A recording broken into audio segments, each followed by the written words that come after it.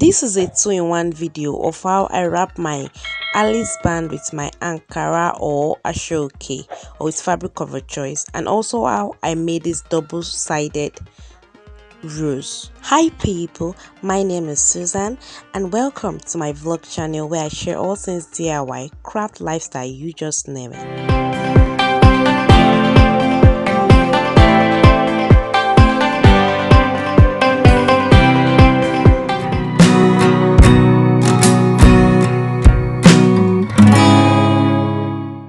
To start with, these are all the items I'll be using. I'll be leaving a detailed list in the description box beneath this video, from my Aliceband to my measuring tape to my glue to my office pin to the fabric and interface I'm going to use. Then the first thing I did was to measure my Aliceband. I'm using a very small Aliceband which is about half an inch in width, so it's small. Then I'm using this fabric. The width is 2 inches and the length is 30 inches, and I'm going to make 2 of this fabric. Now I'm using this smaller fabric I'm going to use to cover the tip of the headband with my elastic band.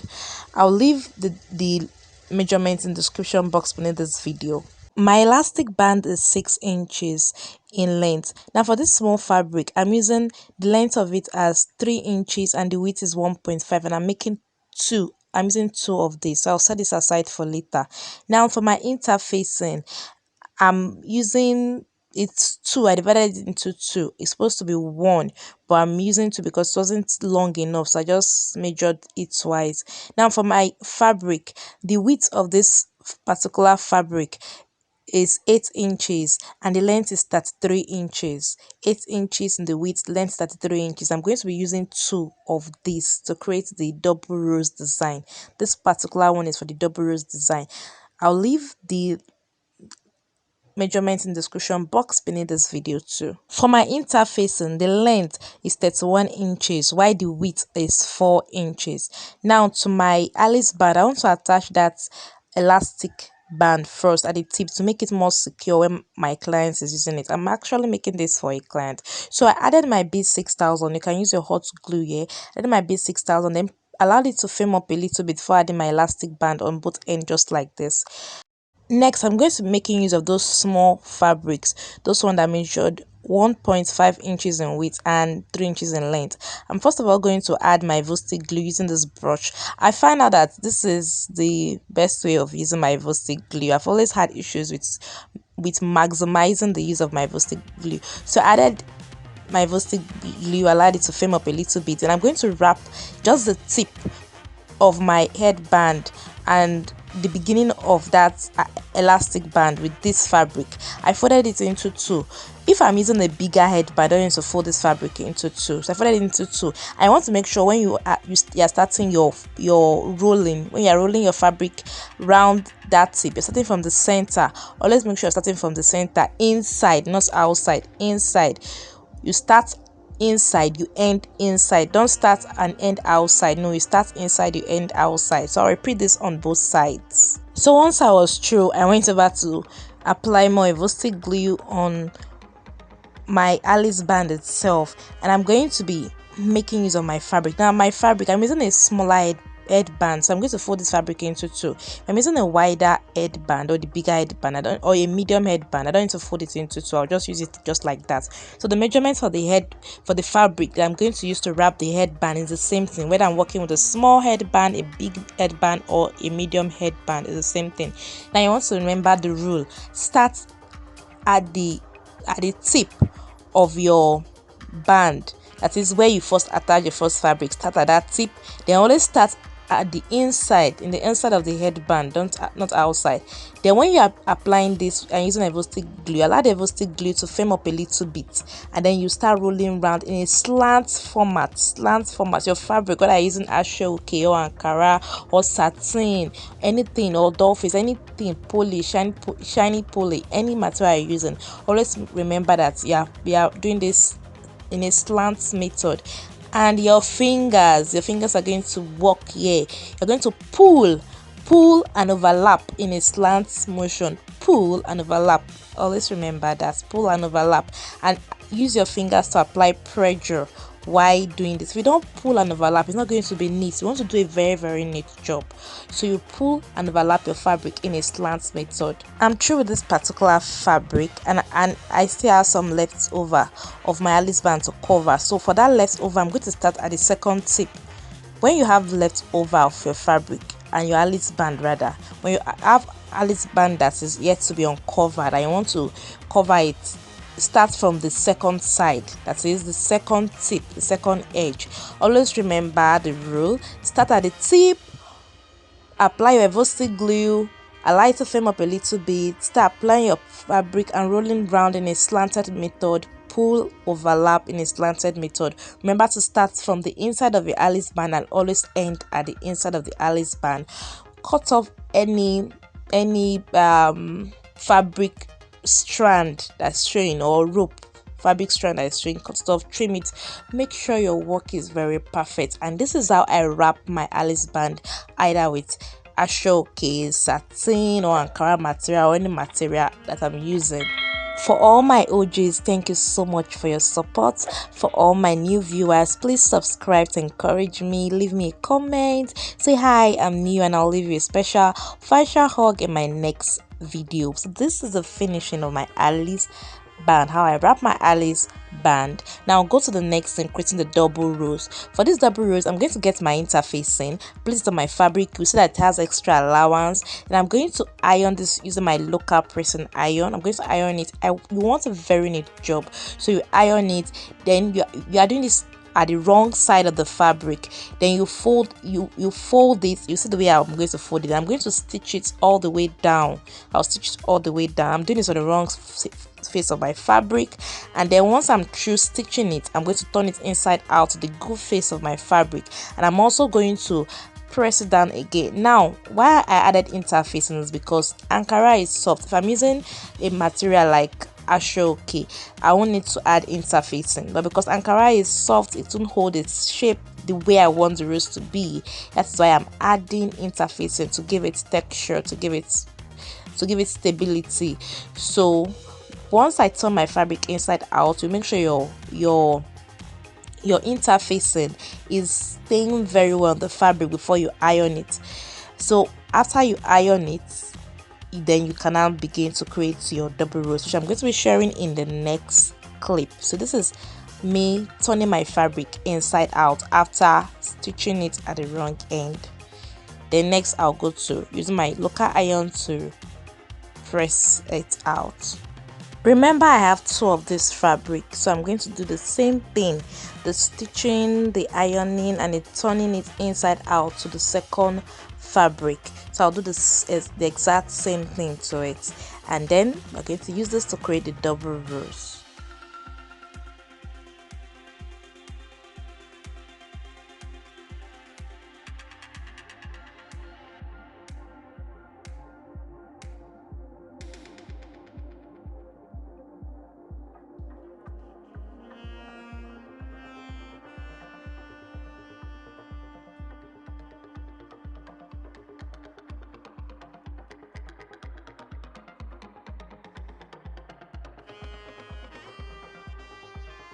To start with, I'm going to make pleats just like this, and I'm going to be using my office paint to be tacking it down. It's as if you are doing pleats for auto-gele, but in auto-gele, when you are making pleats for auto-gele, the pleats are overlapping each other, but for this particular one, they're not overlapping each other. You're doing the pleats like one pleat first, another pleat follows, as if they are lining up, not overlapping each other, as if they're lining up.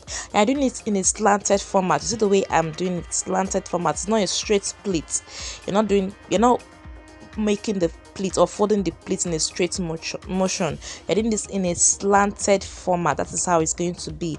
The same rule applies for using your aso-oke. So do it in a slanted motion. I'm adding my office pin at the center. Now when I'm going to stitch too, I'm going to stitch or notch it at the center. Stitch is the right one. I'm going to stitch at the center. So this is me. I've done this for both of the fabric.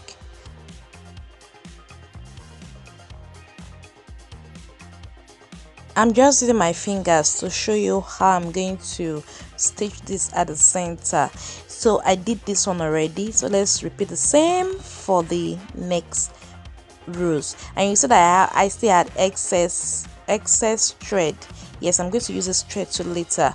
So this is how I did my stitching. I got a matching color of thread, and then with my needle I'm going to stitch at the center. I want to stitch it in such a way that you will choose the wrong side and the good side of your rows, where you want it to be the wrong side or the bad side, and you choose another place I want it to be the good side. So from the wrong side, you insert your needle and you start stitching like this. Just watch it. It's best to watch than for me to explain, because I might not be able to use the right words to explain this. So the way I'm notching it, you want to make sure you are stitching in such a way that your thread isn't really visible at the good side, and you want to also make sure your work is very neat, whether you're working on the wrong side or the good side of your fabric for your rows. You want to make sure it's very, very neat. So I'm going to do this all the way down. So the way I'm picking the stitching very little, as if you're trying to stitch the pleat for aso-oke. Yes, that's how I'm doing this. I'm picking it very little, and I'll keep doing this all the way till I get to the end of my pleat. And then once I'm through, you want to tie the thread to secure it, and then we'll go to our Aliceband to attach the double rows on our Aliceband.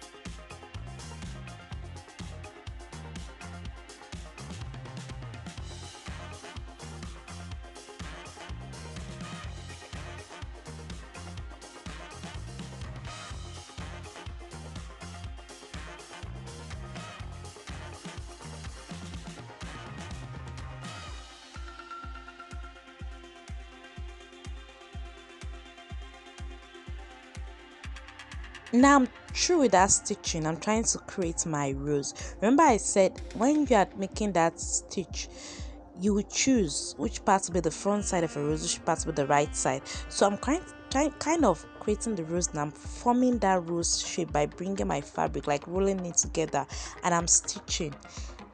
This particular stitching, you need to watch it to be able to know how to stitch this too.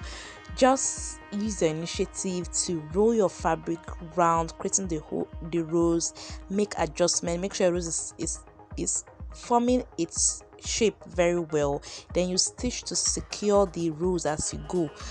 You roll, you stitch. If you don't stitch it, you'll not secure the rose. So you stitch it, and when you're stitching, make sure your stitching is at the back. That is the part where you decide to make as the back of the rose. Make sure your stitching is at that side, and then this is how it looks at the end of the day. It's so beautiful. It's so easy to make, and you see that the interfacing made the rose stand out well. It gave it stamina. So this is how you want it to look like.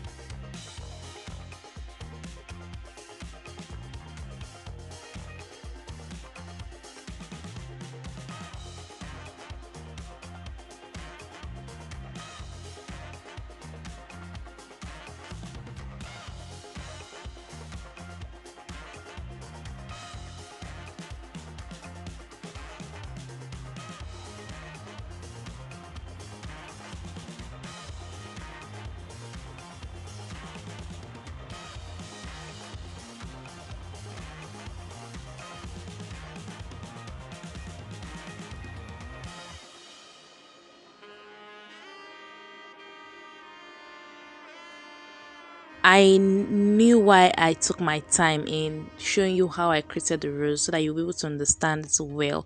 Then next, I'm going to apply little Evostic glue to my Aliceband and choose where I want the double rose to stay. You can do 3 roses, but I'm doing just 2. Now the Evostic glue I added is not the finishing. No, it's not an option. It's not an option. I'm adding it just to allow the fabric, the rose, stick while I'm going to stitch. Now you have to stitch this with your needle and thread. Now I'm stitching this rose to my Aliceband. The fabric I use in wrapping my Aliceband earlier on is what I'm going to be stitching together. Now I'm going to work in at the wrong side of my rose, where I decided to be the wrong side. I'm going to be doing this, and I'm going to stitch this. Now I'm going to just say some things and then I'll leave you to watch the video so you understand. Now I'm stitching. You want to make sure you stitch it well so that your rose is sitting well on your Aliceband. You can take the Aliceband to your mannequin and try to see how it's going to come out if somebody places it on her head, but this is me doing it. Just take your time to do this part, stitch it well. Then once I was through, I decided to stitch the center of my 2 roses together just so that it don't look separate. You can decide to leave that is optional.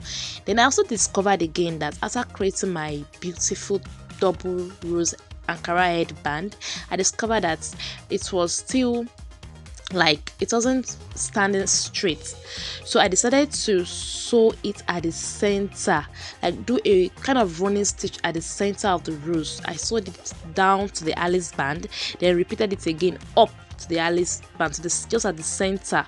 I didn't go to the flap of the roses. I didn't go there, just that center and down to my Aliceband. I did that to give it stamina, to make it stiff. So I did that for the 2 roses, and then it was all. So I don't want to add some stones. You can leave it plain the way it is. I added just little stone because the Ankara was already looking busy with the design of the Ankara. It was looking busy, so I didn't want to add a lot of stuff. I just added about 4 to 5 stones, and then that was it. So that's what I did for this rose. Make sure you always take it to your mannequin or you wear it on your head to see how it's going to turn out. If you discover your rose is looking flappy or it's not standing straight, go back and use your needle and thread to do a stitch, a very neat stitching till it is standing very straight on your head or on your mannequin's head. So this is just how I created this double Ankara Rose headband. I hope you enjoyed this video, and I really hope you're going to leave me a comment in the comment section, and also check the description box below this video for a detailed list of measurements and all the items I use. And that is all for me for today. See you in my next video. Bye bye.